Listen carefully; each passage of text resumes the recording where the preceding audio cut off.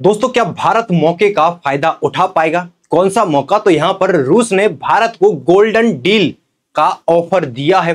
क्या है golden deal, पूरी आपको बताएंगे यहां पर कि जो भारत है और अमेरिका के बीच जो हालिया जो दृश्य बना हुआ है, इससे भारत को कुछ यहां पर फायदा भी हो सकता है। यहां पर जो फायदा है वो है रूस, पुतिन ने यहां पर ऑफर किया है यहां पर गोल्डन डील कि जो आपने F-35 की जो अमेरिकी डील है उसे ठुकरा दिया है, आपको हम गोल्डन डील देते हैं। यहां पर गोल्डन डील में आपको क्या मिलेगा? बोले सोर्स कोड मिल जाएंगे आपको 5th जनरेशन के, उसके अलावा आप अपने यहां पर मैन्युफैक्चरिंग भी कर पाओगे। इस तरीके का ऑफर रूस की तरफ से दिया गया है।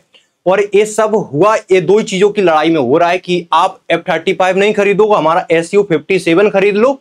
और उधर अमेरिका दबाव बना रहा है कि आप जो F-35 है उसे लेना पड़ेगा। इस तरीके से पूरी सिचुएशन क्रिएट हो रही है।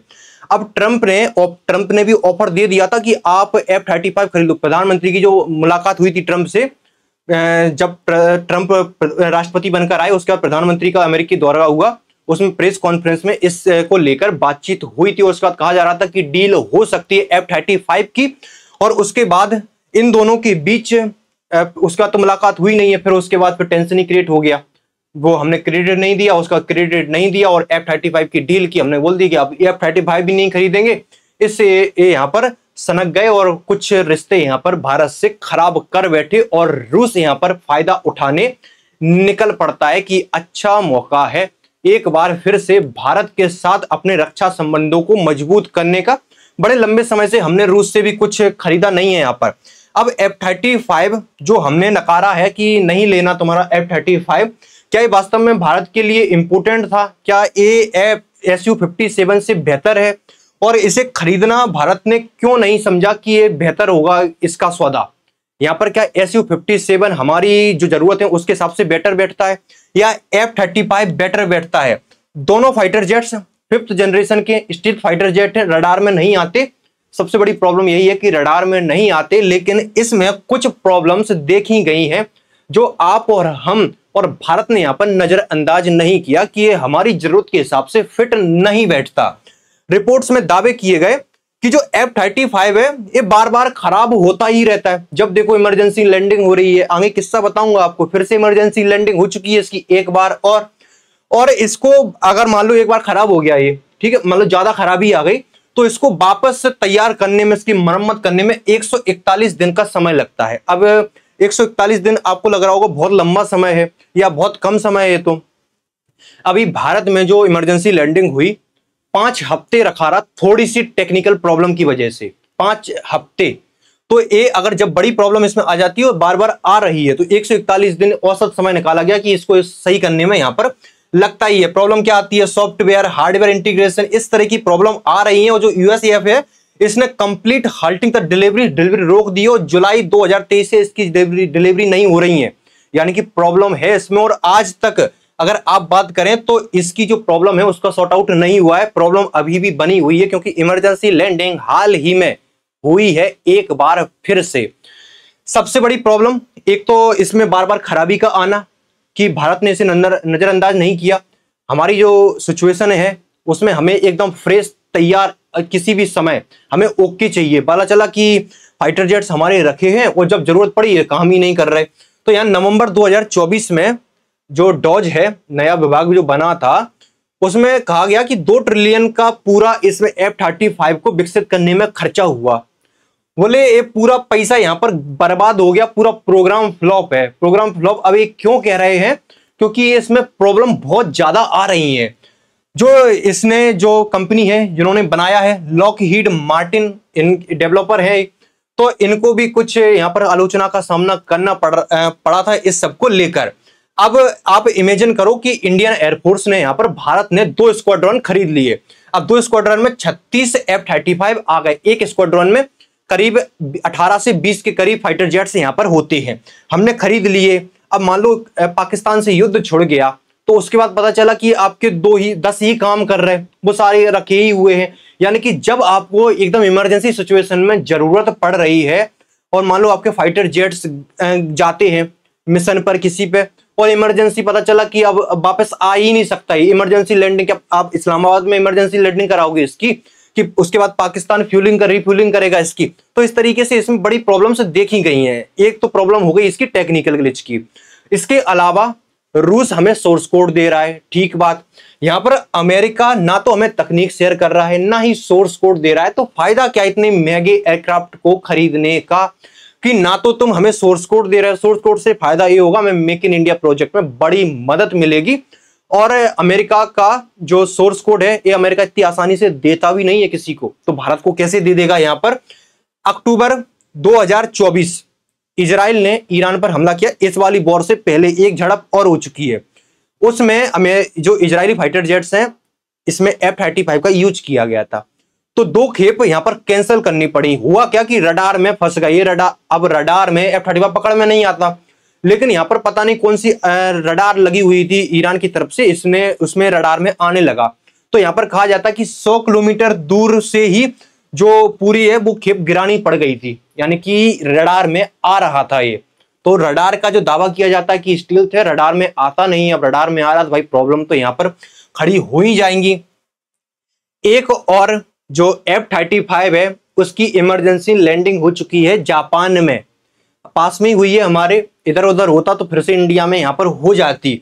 जापान में इसकी इमरजेंसी लैंडिंग करानी भाई, और वही प्रॉब्लम सेम। अब ये तो खैर बाद में पता चलेगा कि प्रॉब्लम क्या थी, लेकिन टेक्निकली कुछ प्रॉब्लम इसमें आई होगी। तो इस तरीके से ये वहां पर खड़ा हुआ है, और 20 मिनट तक कुछ यहाँ पर जो फ्लाइट वगैरह है सबको यहाँ पर कैंसिल करना पड़ा, क्योंकि इसकी इमरजेंसी लैंडिंग यहाँ पर हो जाती है। अब रूस ने इस पर मजे ले लिए।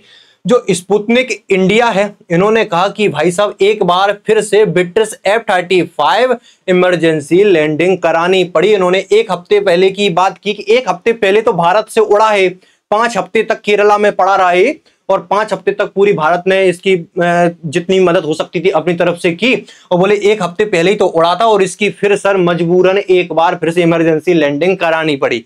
और लास्ट में आप देखोगे जोकर का इमोजी लगा के, कि जो आप कहोगे स्मृति चिन्ह जो लैंडिंग हो रही है इमरजेंसी, इस तरीके से कलेक्ट किए जा रहे हैं इस फाइटर जेट के, क्योंकि पहले भारत में इसकी इमरजेंसी लैंडिंग हुई, अब जापान में हुई, तो स्मृति चिन्ह को कलेक्ट किया जाएगा। इस तरीके से यहां पर रूस ने मजे ले लिए। एक टोंट था अमेरिका को कि ये है तुम्हारे F-35 की असली औकात। Su-57 क्या चीज है वो बाद में पता चलेगा आपको। चाइना ने भी यहाँ पर, जो चाइना का स्टेट रन ग्लोबल टाइम्स से इन्होंने बता दिया भाई साहब तुमने क्या कॉम्प्लेक्स सिस्टम बना दिया कि ये तो समझ में ही नहीं आ रहा है। जब देखो टेक्निकल प्रॉब्लम, और तुम्हारे जो पायलट्स हैं उन्हें तो बड़ी दिक्कत आती होगी लंबी दूरी तय करने में इससे, और ये बना भी नहीं है लंबी दूरी के लिए, छोटी छोटी दूरियों के लिए ही बनाया गया है और उसमें ही कंफर्टेबल है। जब भी ये लंबी दूरी करता है उसके बाद इसमें इमरजेंसी लैंडिंग करानी पड़ती है, क्या पता क्या दिक्कत आ जाती है इसमें। और रडार की भी प्रॉब्लम आ रही है कि रडार में पकड़ में आ रहा है। खुद अमेरिका जो डोज बना था कि पैसा बर्बाद हो गया इसमें, 2 ट्रिलियन का, यहाँ पर ट्रिलियन लगा इसमें पैसा। एयरक्राफ्ट कैरियर, भारत में जो इमरजेंसी लैंडिंग करानी पड़ी थी इसकी, ब्रिटिश का एक एयरक्राफ्ट कैरियर पर इसने उड़ान भरी, बढ़िया तय समय सीमा पर उसने उड़ान भरती, उसके बाद वापस ये उसी एयरक्राफ्ट कैरियर पर पहुंच रहा था। लेकिन ये बीच में ही इसमें कुछ टेक्निकल ग्लिच आ गया, उसके बाद फिर इसे डाइवर्ट किया गया और तिरुवनंतपुरम केरला के एयरपोर्ट पर इसे लैंड कराया गया। ये इमरजेंसी रिकवरी साइट है और यहाँ पर इसका रखरखाव किया गया और ये 5 हफ्ते तक यहाँ पर टिका रहा। इंडियन एयरफोर्स ने पूरी जो सपोर्ट है वो अपनी तरफ से दी और रिफ्यूलिंग हो गया, जो भी ग्राउंड सपोर्ट मिल सकता था अब भारत ने अपनी तरफ से दिया। उसके बाद ब्रिटेन ने धन्यवाद भी किया कि भाई साहब तुमने बढ़िया मदद की है हमारी, और उसके बाद फिर से ये उड़ान भर के, और उड़ान भरी तो उसकी भी वीडियो आई थी कि फाइनली ये उड़ गया अब 5 हफ्ते के बाद। तो एक चीज तो हमारे सामने आ गई, क्या भारत ने इसे रडार में पकड़ लिया था। दूसरा कि इसकी पोल पट्टी खुद भारत ने अपनी आंखों से देखी है कि भाई साहब 5 हफ्ते से पड़ा उठ ही नहीं रहा। मान लो यहाँ पर वॉर चल रही हो, इसे सुधारने में ही लगे हुए हैं। तो इस तरीके से बड़ी प्रॉब्लम है। अब 2 प्रॉब्लम खड़ी हो रही हैं हमारे सामने। F-35 प्रॉब्लम हमें पता है हमारे मतलब का नहीं है। Su-57 अमेरिका खरीदने नहीं दे रहा, आप दबाव देख ही रहे हो। जो Su-57 है, अगर हम रशिया से खरीदते हैं तो हमारी रक्षा जो संबंध है, बड़े लंबे समय से हमने रशिया से कुछ खरीदा नहीं है और रशिया अच्छे ऑफर भी दे रहा है। और Su-57 अगर हम खरीद लेते तो यहाँ पर अमेरिका चटक जाएगा, बिल्कुल चिढ़ जाएगा कि तुमने Su-57 खरीद लिया। मान लो हम ना ए खरीदें फिर क्या करेंगे। बड़ी दिक्कत है यहाँ पर कि हमें जरूरत है फाइटर जेट्स की, पाकिस्तान भी फाइटर जेट्स खरीद रहा है 5th जनरेशन के J-35 चाइना का, और बहुत जल्द पाकिस्तान के पास आ जाएगा। हमें भी जरूरत है कि हमें खरीदना ही पड़ेगा, हम नहीं रुक सकते। बोले अब प्रॉब्लम सॉल्व कैसे होगी? बोले खुद का बना लो। AMCA हमारी परियोजना चल रही है, एडवांस मीडियम कॉम्बैट एयरक्राफ्ट। हम खुद इस परियोजना ला रहे हैं कि हम खुद बना लें तो कैसा रहेगा? बोले खुद बना लो तो बहुत बढ़िया ही रहेगा। अब हम बनाने निकल तो पड़े हैं, तो दिक्कत क्या आ गई? शुरुआत हो गई, सब चीज हो गई यहाँ पर कि 5th generation fighter jets Bharat खुद बनाएगा। यहाँ पर पेपर डिजाइन तैयार है, प्रोटोटाइप हैज बीन फाइनलाइज्ड, और जो एरोनॉटिकल डेवलपमेंट एजेंसी है ADA और DRDO मिलकर ये काम कर रहे हैं। बहुत सारी प्राइवेट कंपनियों को भी इसमें एंट्री दिलाई जाएगी। बड़ा प्रोजेक्ट है ये, जो फाइटर जेट्स को बनाना छोटा मोटा काम नहीं है। यहाँ पर बड़ा, अभी तक बना ही लेते अगर छोटा मोटा काम होता है। यहाँ पर दिक्कत इसमें ये आएगी अब कि हमें इसकी जो तकनीक है पूरी, इस पर काम करना पड़ेगा शुरू से लेकर। इसके अलावा कहा जा रहा है, जो सोर्सेज से हवाले से जो खबर निकल कर आ रही हैं, कि एयरक्राफ्ट की जो पहली झलक है हमें 2027 तक दिख सकती है, लेकिन जो कई एक्सपर्ट्स कह रहे हैं कि 2030-32 के पहले आ ही नहीं रहा। अगर सही मामले में बात करें, अगर ईमानदारी से बात करें, 2035 तक आ ही नहीं रहा है। यानी कि 10 साल हमारे पास 5th जनरेशन का फाइटर जेट्स नहीं आने वाला। अगर हम खुद बनाते हैं तो 10 साल इंतजार करोगे आप 5th जनरेशन के फाइटर जेट्स के लिए, जो आज मार्केट में उपलब्ध हैं। और 2 ऑप्शन हमारे पास उपलब्ध हैं, पाकिस्तान ऑलरेडी खरीद रहा है। हम 10 साल तक इंतजार करेंगे? हमारे स्क्वाड्रॉन्स 29 पर आकर खड़े हो गए, पाकिस्तान के 25 पर हैं। यानी कि हमारे फाइटर जेट्स और पाकिस्तान के फाइटर जेट्स लगभग सेम लेवल पर आने वाले हैं। जो स्क्वाड्रॉन्स की संख्या है वो करीब भारत को चाहिए 42। एक स्क्वाड्रॉन में 18 से 20 फाइटर जेट्स होते हैं। ऑलरेडी फाइटर जेट्स की कमी है। हमने राइफल जो सबमरीन वाले हैं उनका ऑर्डर दिया है, लेकिन जरूरत पूरी नहीं हो पा रही। हमें 5th जनरेशन के फाइटर जेट्स यहाँ पर खरीदने पड़ रहे हैं। अब रसिया अच्छा ऑफर दे रहा है कि सोर्स कोड भी दे रहे हैं, हर चीज दे रहे हैं तुम्हें, तो अच्छी डील है भारत के लिए। Su-57 यहाँ पर खरीद लेना चाहिए, क्योंकि ये भारत के हित में डील होगी। किसी की कॉम्प्रोमाइज नहीं होगा कि अमेरिका के आगे झुककर हमने अमेरिका का F-35 खरीद लिया और बाद में फिर पछता रहे हैं कि ये तो भाई साहब किसी के काम ही नहीं आ रहा। बाद में पता चला कि इसकी जहां देखो इमरजेंसी लैंडिंग ही हो रही है भारत के अलग अलग कोनों में। तो Su-57 है, ये बेहतर सौदा हो सकता है भारत के लिए। अब आने वाले समय में भारत को जो सोर्स कोड रसिया देगा, इससे हमें बहुत सारे फायदे हो सकते हैं। अगर आप पूरा देखोगे तो रूस जो अमेरिका है वो तो हमें सोर्स कोड दे नहीं रहा है। आप कहोगे कि इसके जो अच्छे अलायंस हैं यूरोप के देश, ये उनको तक सोर्स कोड नहीं देता, हमें कैसे दे देगा? दूसरा, अगर हम इससे खरीदते हैं कि हमने मान लो इससे खरीद लिया कि तुमसे F-35 खरीद लेते हैं, तो ये हमें फ्रीडम भी नहीं देगा। पाकिस्तान से युद्ध हो गया तो मान लो भारत ने कहा कि F-35 का यूज करेंगे पाकिस्तान पर, अमेरिका का ऑर्डर आ गया कि F-35 यूज नहीं करोगे पाकिस्तान पर, फिर आप क्या करोगे? ये फुल फ्रीडम भी नहीं देता। यानी कि आपको पूरी जानकारी देनी पड़ेगी, समय समय पर F-35 की मेंटेनेंस करनी पड़ेगी। मेंटेनेंस बहुत महंगी है और इसकी मेंटेनेंस करानी पड़ती है, क्योंकि आप हालिया इसके कारनामे देख ही रहे हो। मान लो इसने रोक दिया कि आप इस एयरक्राफ्ट का पाकिस्तान पे यूज नहीं करोगे, उस समय आप क्या करोगे? और हम यहाँ पर जो रूस से खरीदेंगे, इसमें मेक इन इंडिया पूरे प्रोजेक्ट को हमारे बढ़ावा मिलेगा, सोर्स कोड मिलेगा। इससे सोर्स कोड से हम पूरा अपना खुद का जो AMC है हमारा, इसमें जो AMCA है उसमें हम पूरी तरीके से अच्छा खासा बूस्ट मिल जाएगा हमें, उसमें हम काम कर पाएंगे। और हम खुद अपने यहाँ पर जिसकी Su-57 की जो डेवलपिंग है उसको खुद को यहाँ पर बना सकते हैं। तो ये सब फायदे इसमें निकल कर आ रहे हैं। सोर्स कोड मिलता है तो बड़ी अच्छी बात होगी अगर रसिया वास्तव में हमें सोर्स कोड दे दे, क्योंकि हमने राफेल खरीदे उसके भी हमें सोर्स कोड दिए नहीं है राफेल के, बस राफेल हमने खरीदा है, इतना ही है बस। AMC प्रोग्राम बूस्ट हो जाएगा यहाँ पर। अब J-35 जो पाकिस्तान यहाँ पर खरीद रहा है, जो मैंने आपको बता दिया है। अब यहाँ पर होने क्या वाला है, भारत के सामने बड़ी खतरनाक सिचुएशन क्रिएट हो गई है। ऑफर अच्छा है, गोल्डन डील है भारत के, सच में गोल्डन डील है भारत के लिए। लेकिन अब इसी चीजों फंसे हुए हैं कि अगर इनके तरफ जाते हैं तो इनसे रिश्ते खराब हो जाएंगे, और करीब 20-25 साल से जो हमने अमेरिका के साथ रिश्ते बेहतर किए हैं उन पर एकदम पानी फिर जाएगा।